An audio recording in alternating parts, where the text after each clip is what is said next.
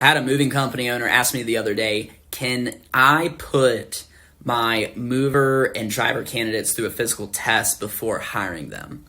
So the answer is maybe. So you need to first look at your state labor laws. It's all about at the state level, whether you can do that or not.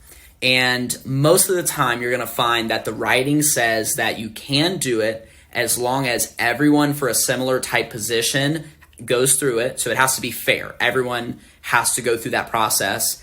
The other thing that it says is going to be probably that everyone, it has to relate to the job. So if it has nothing to do with the job position, for example, for like an administrative assistant, they don't need to be able to go lift weight or run a mile, right? So it doesn't make any sense.